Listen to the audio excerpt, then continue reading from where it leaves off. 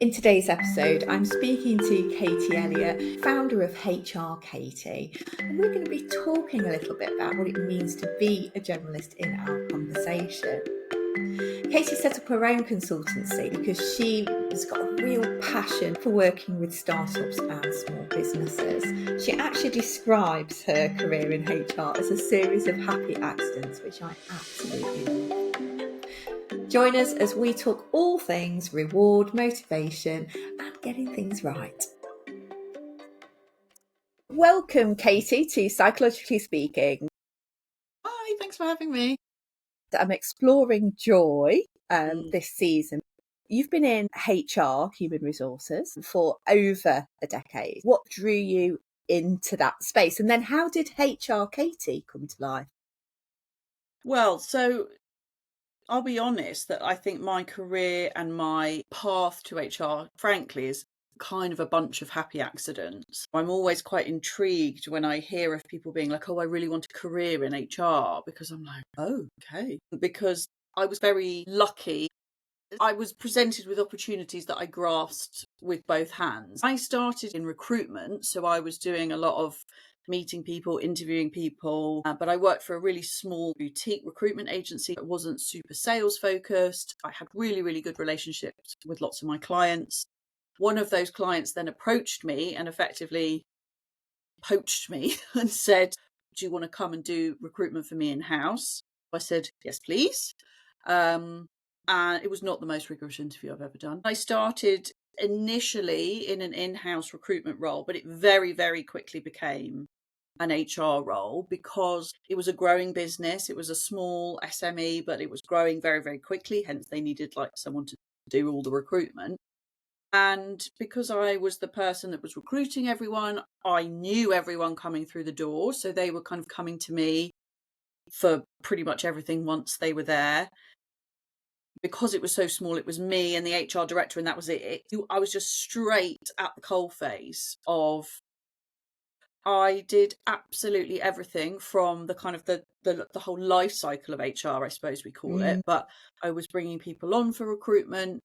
I was then onboarding them, and then I was helping them through their whole kind of journey as an employee relations, which is sometimes positive, sometimes negative, but would also be, supporting managers with things like appraisals, performance reviews, whatever you call those in your kind of business. And yeah, sometimes there's some difficult issues to deal with, some difficult people to deal with. No, really? Yeah, I know, crazy people, man. And and then also, the other thing is the offboarding is a thing that sometimes is really overlooked in businesses, but is actually a really important part of that whole employee life cycle, because you don't really want people to leave with a bad taste in their mouth. Like obviously sometimes that is kind of inevitable, but it doesn't have to be. It was a real generalist. I got opportunities that I never would have got if I'd have been in a big corporate. That's your lane, as it were. So they have a whole team for, say, employee relations. They have a whole team that works on recruitment. And these people are all completely siloed, completely locked away in a different office or a different floor. Whereas I've only ever sat out on the floor with people, been accessible, available, know the business, worked inside the business as well as alongside the business. And yeah, that's like totally my background. So then when the point came when I decided I didn't need to be working for someone else, I launched myself as working with like smaller businesses and startup businesses, because that's the world I know. I totally know what it's like when you're starting from scratch, those really tiny teams where everybody's doing a bit of everything. Yeah, those are the people I work with now, because I speak their language. I'm a business owner myself. I am my own marketing department, my sales department. People laugh, don't they? But it's so true. You say this, and I want to talk about this idea of generalism and specialism. Before I retrained as a psychologist, I was a business consultant, and similar to you, I decided very early on not to specialise, mostly because of the arenas I was working in. So I ended up getting wonderful opportunities and just hopping from industry to industry, doing lots of different roles within consultancy, which I just loved. It really suits me. It suits my interest and my energy. And then as a psychologist, pretty much the same thing happens. You know, you either go into clinical or you become a forensic. And I'm like, nah, I don't want to do any of that. I want to do my own thing. How important has that been for you? Like I said, it's sort of a happy accident, really, because when I was looking to move out of the like purely recruitment role, I did Mm, go and interview for much more like siloed kind of in-house recruitment roles, yeah. or much more kind of junior positions that were in much bigger companies that would have probably led to somewhere completely different to where I am now. But I am who I am. I didn't, fit in that well necessarily with some of those big corporates, and they probably sensed it as much as I did. In what So, way?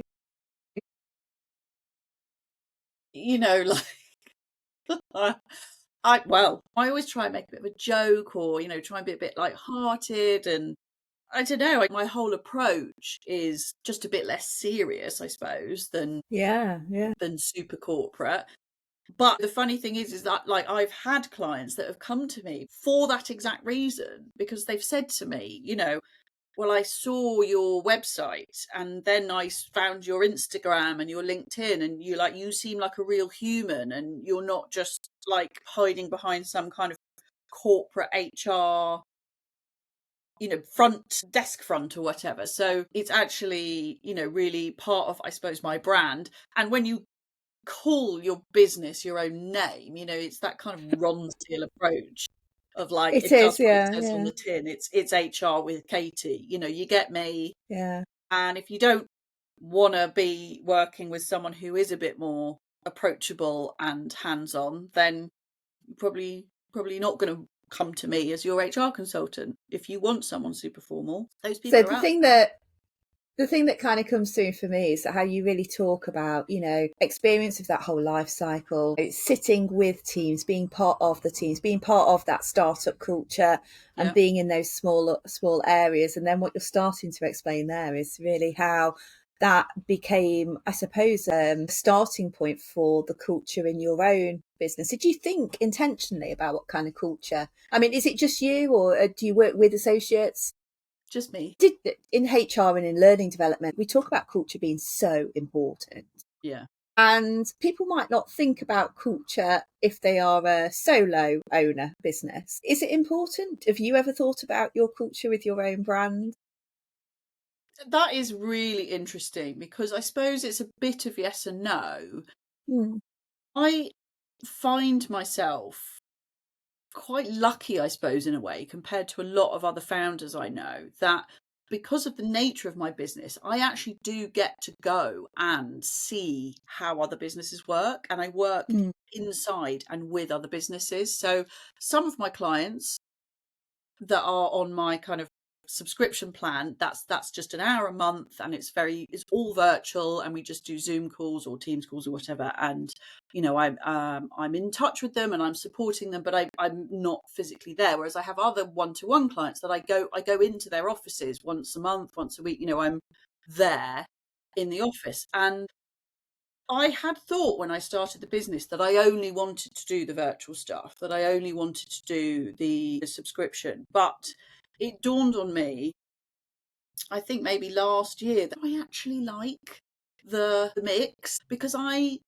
get the thing of going into an office and talking to other people and talking to grown-ups. And that's the thing that I hear a lot from female founders, that they do get lonely and they do sometimes feel quite isolated. I have a great support network of other female founders that I know, but because I get to go in and see other people, and I kind of feed off the cultures of the businesses I'm mm. working with as well, I do think it helps me to have a slightly different perspective, maybe, to other like completely solo founders. I'm not sure I if think that that entirely really, answered your question, but I think it it does. is a bit of a mix, basically. And then I suppose the other thing is, yes, is some of the days that you get as a founder are quite fun. You know, when you're at a networking event and you meet people that you really like or get on with and you're chatting to, and you kind of almost feel guilty about like, should I be sat at my desk slaving away? And then you're like, no, because it's okay to be enjoying work and networking and people because, you know, hey, spoiler alert, generally I do quite like people. Um, so I think that's something that you have to kind of be a little bit aware of, that there are some huge advantages to this the solo founder thing. But yeah, it really does come with some downsides of, I mean, not talking about like the money and the income and like where's my next Mm, paycheck coming from, because that's obviously a different thing, but I'm talking about more the, like you said, the psychological thing of like, yeah. how do I feel, you know, how fulfilled am I, and you know, is this the right balance for me? Because at the I think moment I can't say anything other than yes, I absolutely love the balance that I have currently, and I feel, I can't lie again, that I feel lucky, and I sort of suppose I shouldn't feel lucky for having a great balance, but I do, I feel so grateful that I really enjoy the work I'm doing when I am working, but I also, you know, have built this so that I am able to have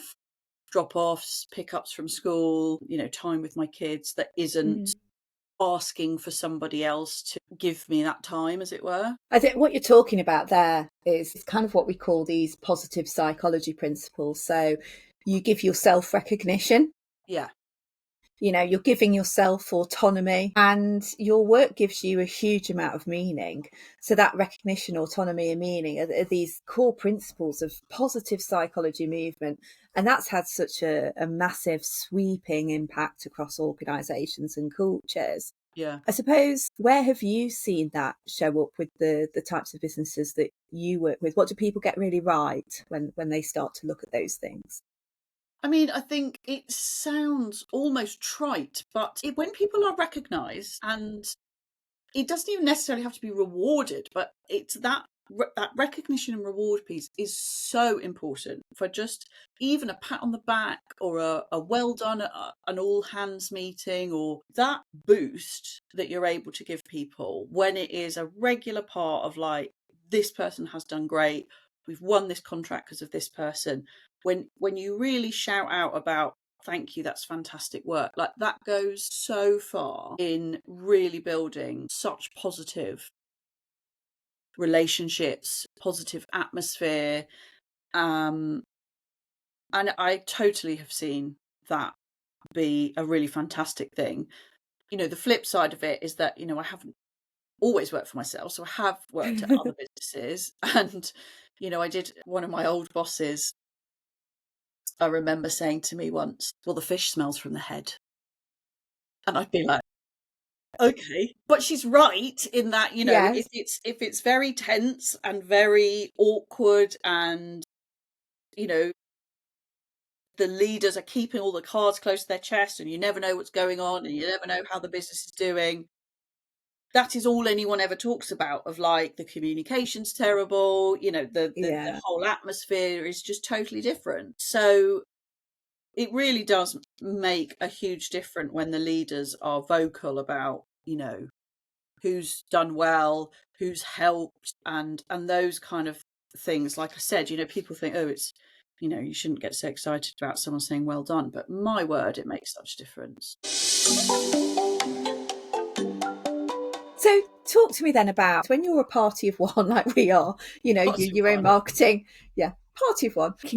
Sticking with the joy theme there, how do we give ourselves a well done, or how do we bring well dones into our work environment? What advice have you got for us there? Well, sometimes you will get a well done from someone and you didn't ask for it, and Mm. those are like amazing. So, you know, when you get an email from a client or a customer or someone you're working with, that they're like, thank you so much for your help, that's really made a huge difference. Like, keep those. Keep a little email folder or a little Google Docs drive. And when you're feeling a bit flat or a bit down, you know, go back and be like, no, I helped. I made a difference. Those are quite helpful. The other thing that someone said to me as well, and actually I've started doing more, but I'm not as brilliant at, is actually asking for feedback more, Mm. asking for Google reviews. And again, when you're working with other small businesses, if you say to them, you know how much that matters to get good Google reviews, I'd really love it if if you would really show your appreciation. If you really want to show your appreciation, please feel free to leave me a Google review. And again, some of the stuff that comes back off those, not everyone does it, but when they do and they say something really nice or something very specific about how you helped them, again, I think those are a lovely boost to have mentally, but also, they can be really good for your business too. So that's a sort of a double winner, as it were. And then I suppose it is that thing of, you are allowed to have fun in your business sometimes. Yeah, yeah. And It's I, okay. I find this such a curious space. So my psychology research started with imposter phenomenon. Yes. And the recent research I've been doing with your sister on Good Girl Economics, we've been exploring how women feel about other women, for example, in business spaces. And I find it, equally shocking and intriguing that we find it hard to tell another woman, well done. And that can show up in a multitude of spaces. And so one of the things I would think is that it's really cool when another person tells you well done. We all know how that feels. We all know, like you said, it makes you feel wonderful when someone says well done, especially if they're in that single or that founder space where they haven't got a team to be able to turn to and Mm, say, was that okay? mm. Actually give me feedback. I'm ready for this and I'm ready to grow. What's your kind of take on that? No, I mean, I think it's really important. I had a client that I was working with recently, and they had to deal with this really difficult situation. And I ended up emailing her just separately from all the kind of group, formal emails, and just sort of said to her, well done. I know I can't imagine how horrible that conversation would have been, but well done for getting it done. And just, enjoy your weekend and don't think about it again. And, she messaged me back because she was just like, I'm so touched that you thought to do that. Yeah. And then she told her boss and said to me, thank you so much for saying thank you to her. And, so it's just one of those things of like, I get it, because no one is ever going to say to you, well done for firing someone, because it's a horrible thing to have to do. But I am also a human. That is the human part of the H in HR. And I know that I hate having those conversations. I've never liked having those conversations. There are some people, weird people in HR, that love those like big confrontations. I have never been that person, but it's something that I've always had to sort of grit my teeth and get on with, just, as part of the role. But yeah, if you've got someone that's like, well done, that was horrible, but you got through it, Mm. that really is a great thing to have. And I've had it in the past, which is why I sort of did it for her.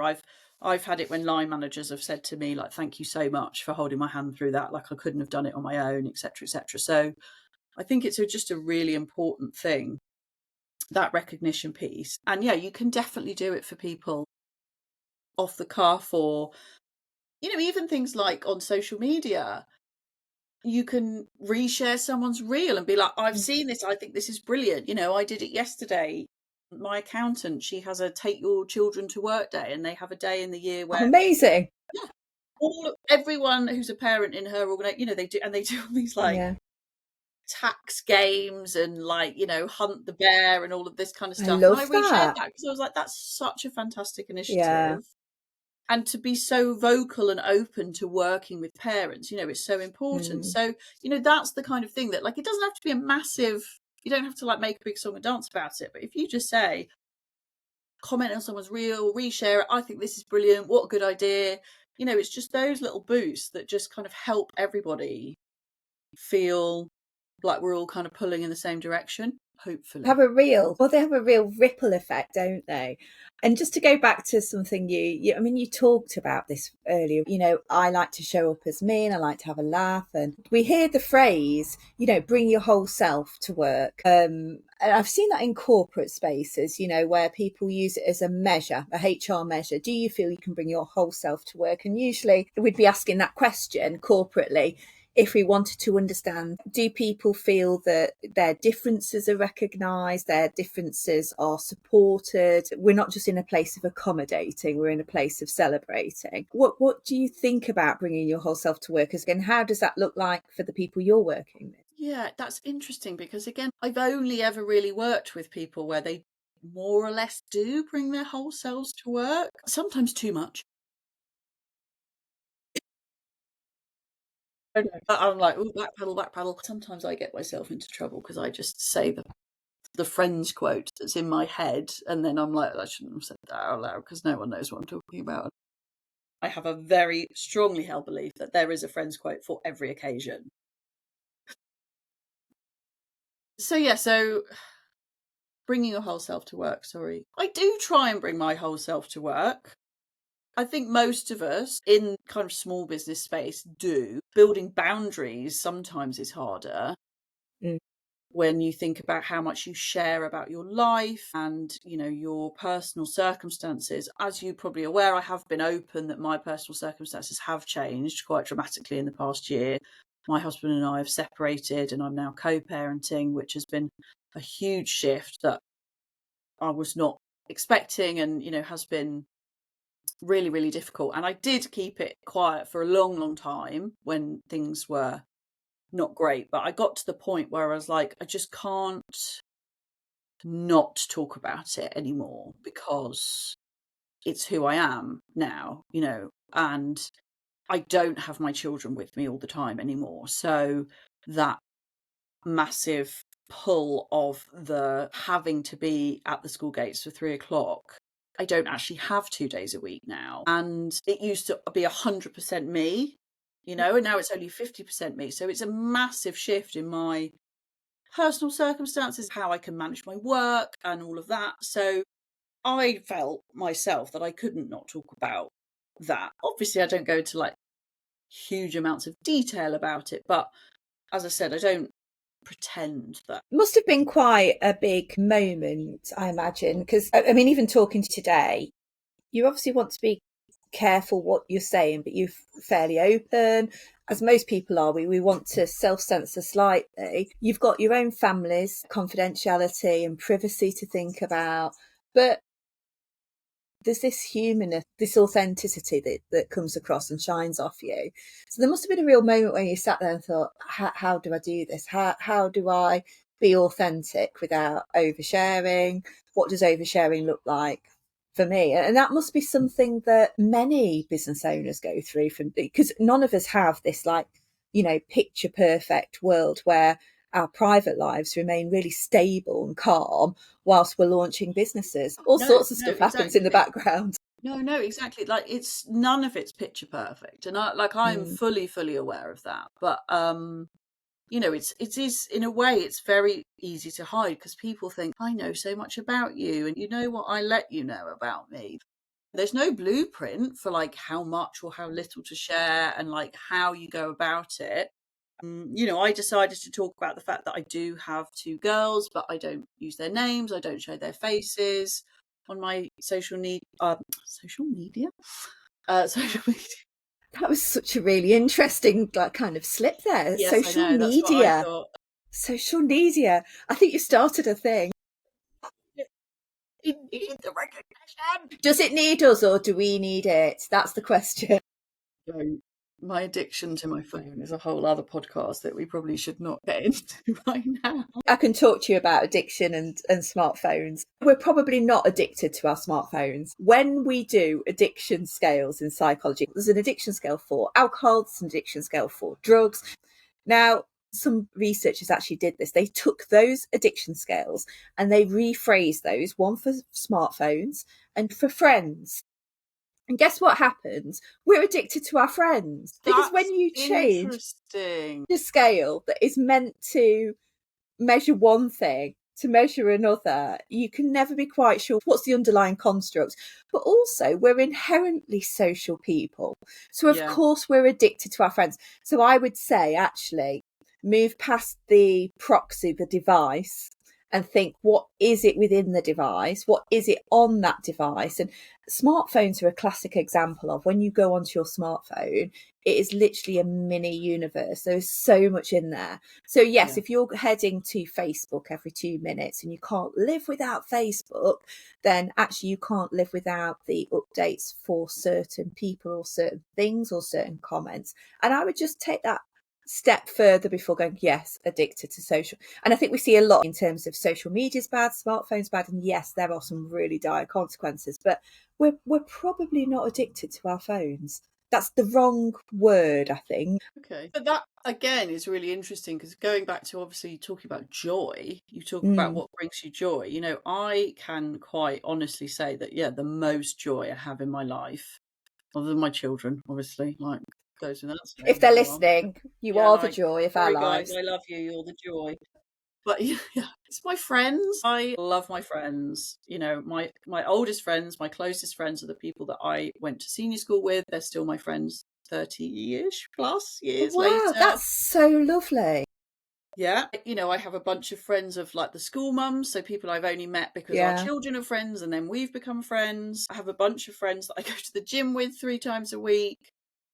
I'm not saying I'm like, the most sociable person in the world, but as it turns out, I do make quite a lot of friends and I love them. And I was realizing when I was reading something or watching something about the opposite, what is it called when you're an introvert? Yeah. And I was like, I didn't necessarily call myself an extrovert. Like, I suppose in a sort of maybe slightly piss takey way of like, "Ooh, look at you, like looking for attention all the time." But actually, when I was sort of looking at what extrovert means, it means that you get joy and energy and kind of Yes. Yeah. life from being around people. And I do enjoy Yeah. having the odd weekend to myself these days. But I also am aware that, prime example, kind of the last Friday of the summer holidays, I met up with my school friends and all their Mm. kids and all our kids together. And we all said, we'd all had the same conversation in the car on the way there of like, yes, you guys are all going to play together and have a play date, but let's be honest, this is really for your mum. I am going to see my friends. I really want to see my friends. Mm. I don't want to be dealing with fights or issues or anything other than having a really nice time with my friends. So can we all agree we're going to just have a really nice day? And they were like, yes, mum, sure, mum. Okay, great. Thanks so much. And it was a really joyous day and we all had a wonderful time. I love that. I lived in Manchester for 10 odd years when I went to uni. And actually moved back to where I grew up. So we all scattered, and even my university friends. So I've got some really strong friendship with people I've worked with. So one of my best mates who I do lots of running with, I met in a workplace when I was only there for 9 months. I was on a fixed term contract. And then the other group of mums who were so special to me are the little group, well, it's a little group of mums we all met when we were pregnant. Mm. And so it's like an NCT group, and we're still friends, but we probably only meet once or twice a year. It's so interesting, isn't it, how communities and friendships kind of converge. Quick reminder about my Psych Insight service. It's a fast turnaround, tailored insight report for freelancers, founders, and thoughtful doers who want evidence backed answers to real business questions. One client called it Psychology with a Mirror and a Map. It's honestly one of the best ways to work with me one to one. Head to www.leilaainge.co.uk/insight for more details. Whether it's dealing with a micromanaging client or bringing the latest ADHD research into your coaching, I'll give you not just answers but fresh ways to reframe the challenge. You can buy a done-for-you report or add on a coaching session if you'd like to go deep.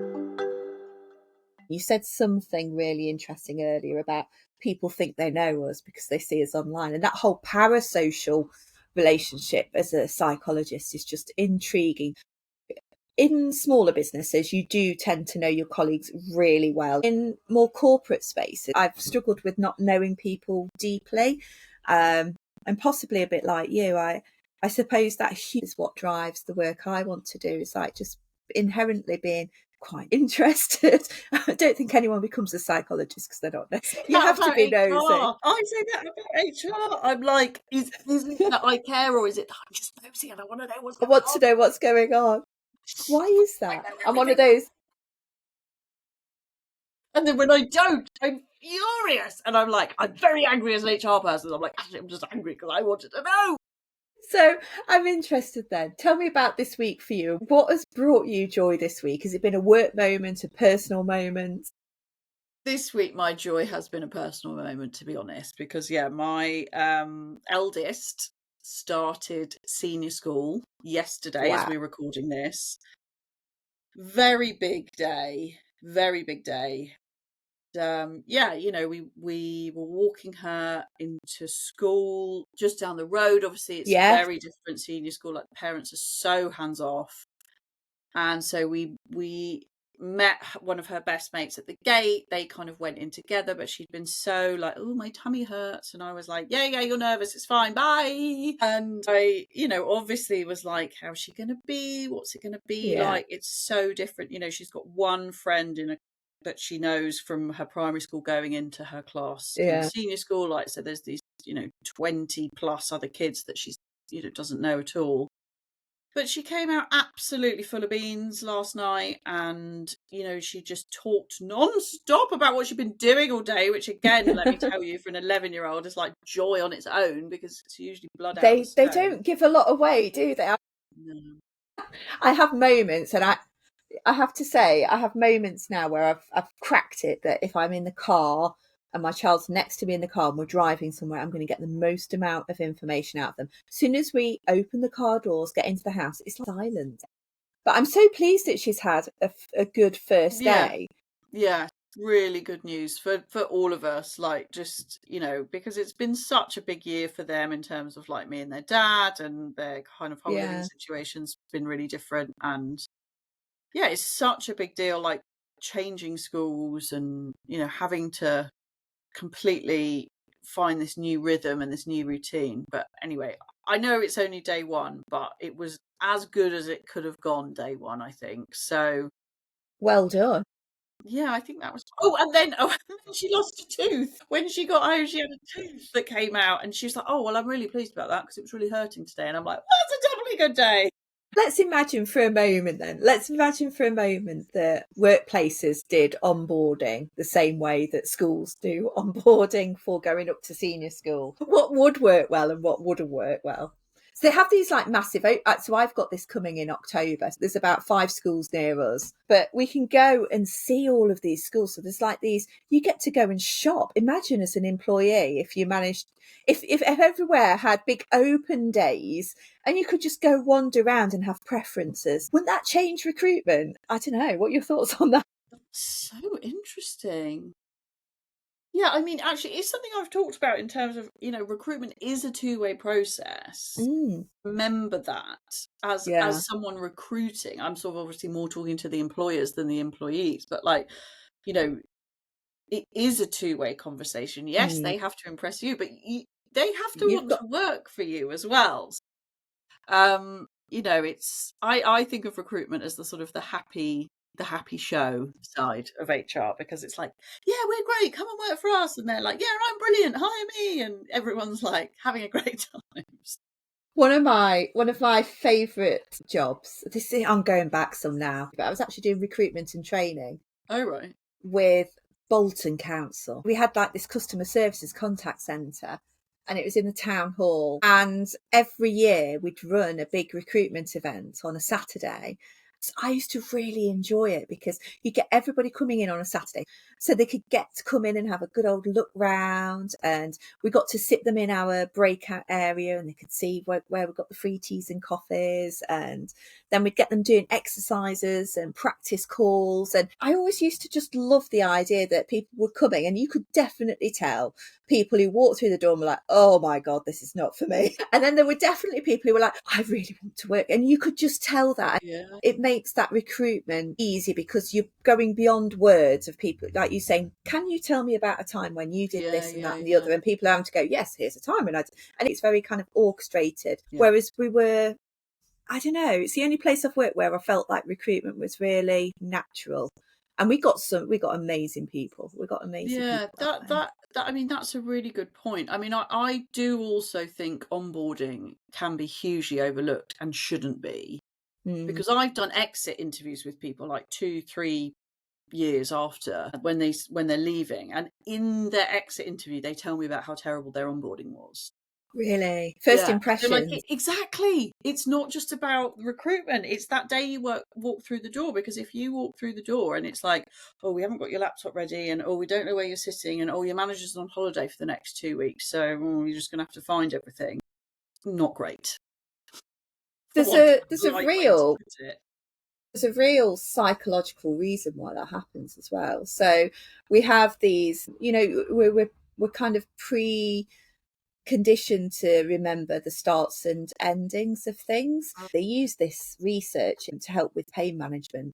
So when you've got somebody who is in pain, if you administer pain management right up to the end of their appointment and keep them pain free for that last bit, even if the main appointment was painful, it's the last bit they remember more. So if you get pain management right, people can leave a situation, and this could happen for customer services or recruitment or anything. Something can be difficult, it can be challenging, but if those last final moments are better, then that's what people are going to remember rather than the sticky middle.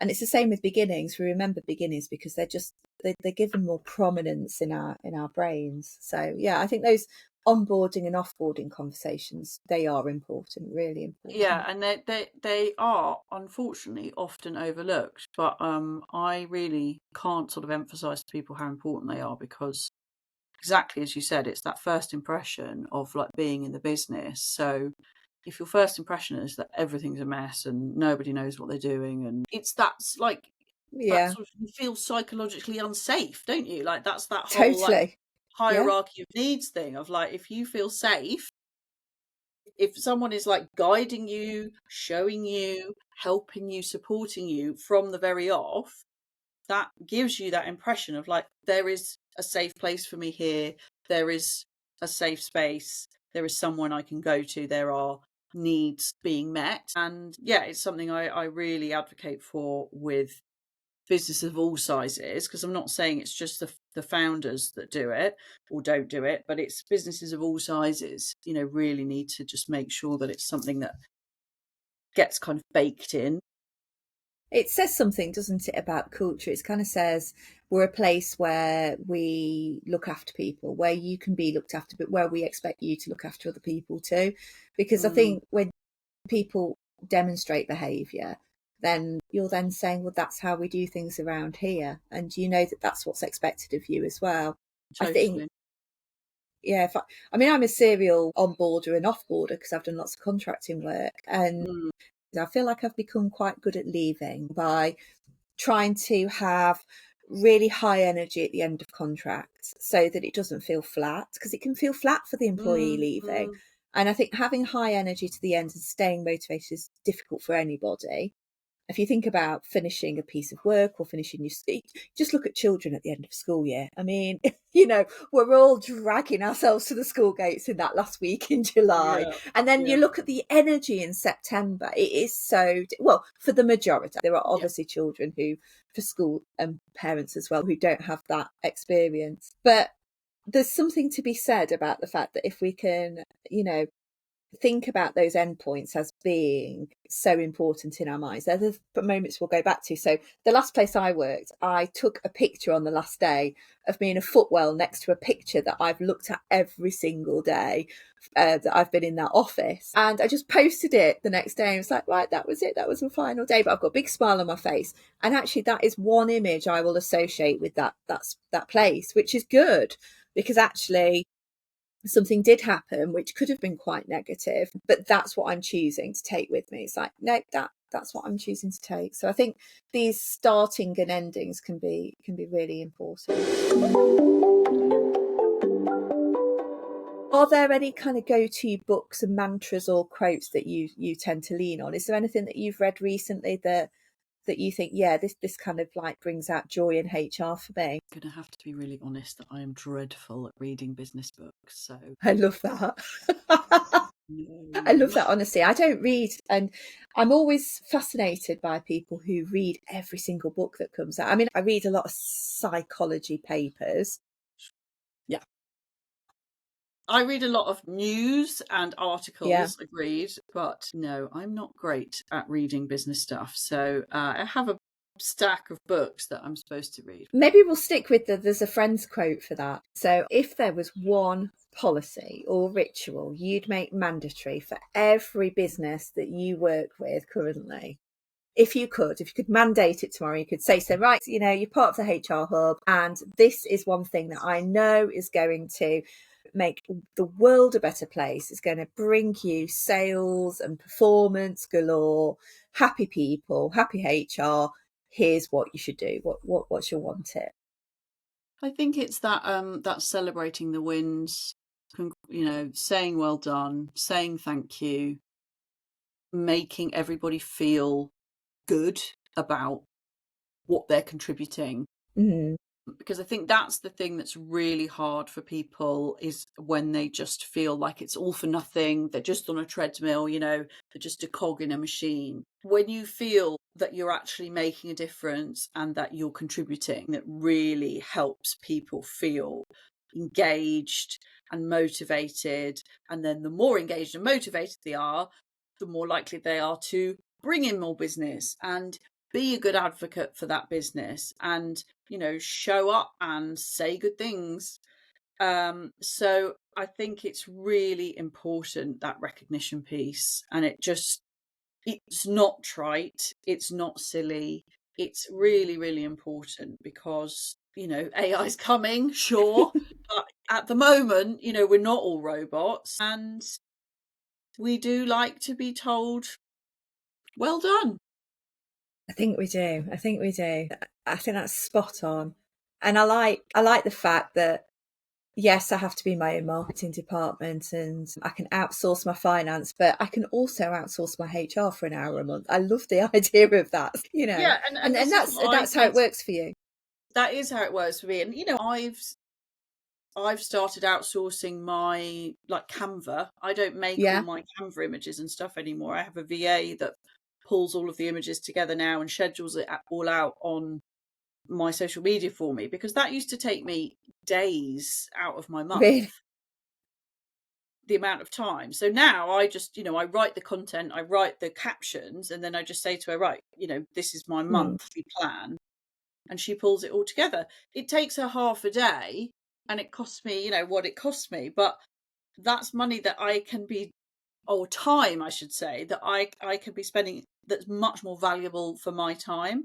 And that's what I say to business owners as well. I'm like, why should you spend 4 hours Googling, how do I do this? I'm not saying that what I'm telling people and what I'm helping people with doesn't exist in the internet. Of course it does.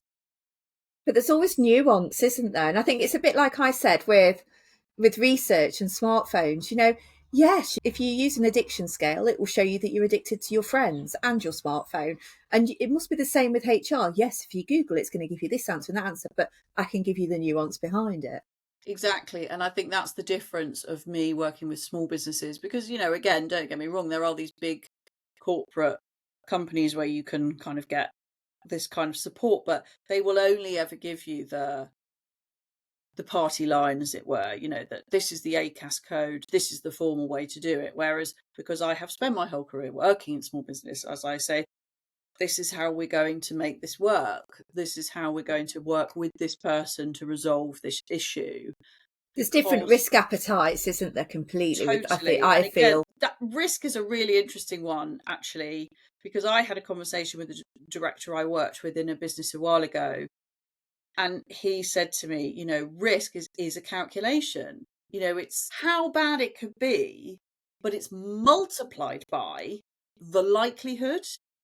And it's the likelihood that you've got to think about, because if the Mm. likelihood is really, really low, then the risk factor is not as bad. When people lose perspective is when they're like, this is how bad it can be. And then they forget the risk factor bit, like the likelihood bit of the risk factor. And that's when people kind of lose all perspective. And that's I think hopefully that's the what I bit. can help with.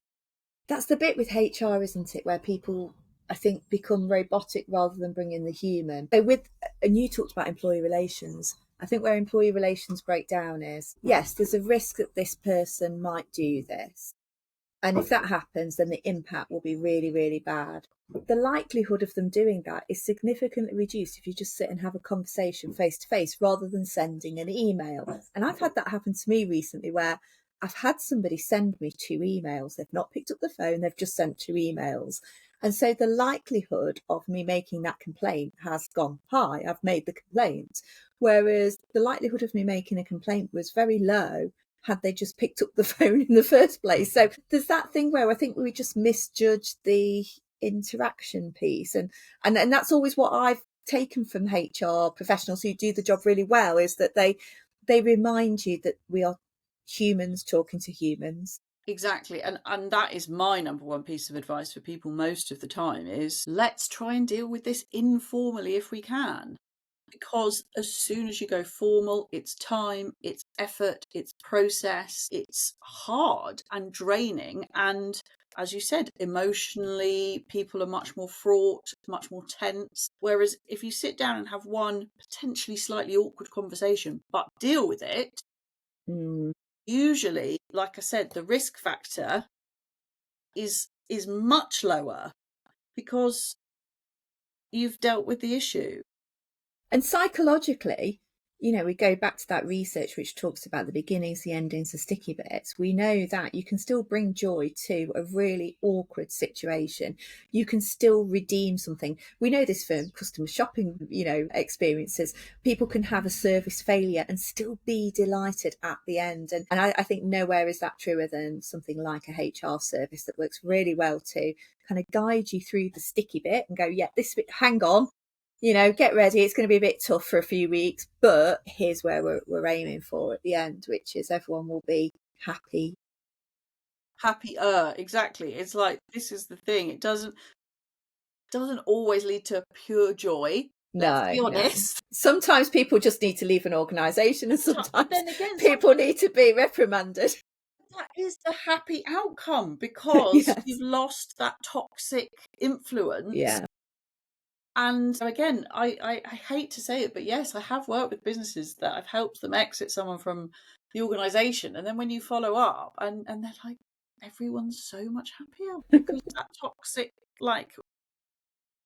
body has now kind of exited. So I feel like there's a whole other podcast we could do on the impact of individuals and toxicity, what actually creates that and why people aren't inherently toxic, but how a certain set of circumstances will convene to bring about this melting pot of why one person can be triggered so much where it becomes such a toxic. And I think the dynamics in that are amazing, but maybe we'll talk about that another time. Probably, yeah. I could do a 3-hour monologue. Let's schedule that one in for next year. Yeah, next season. It has been a joy to have you on. It's been lovely to get to know you. I was going to say don't get me wrong, it's fantastic the way that we're able to communicate now, but God, the difference, the way it hits when you get to squeeze that person in real life. There's some real buddies that I've made through Instagram, and when I actually finally got to meet them, I'm like, I'm here. I'm with you on that one. Yeah. Thank you very much. Thanks so much for having me. It's been wonderful. Thanks for listening to Psychologically Speaking with me, Leila Ainge. And my usual reminder to rate, review and share this podcast, as it really helps independent podcasters like me. I've opened up additional coaching slots for 2025. My specialities include tackling imposter phenomenon, of course, accountability and supporting first-time directors and business owners balance growth with joy.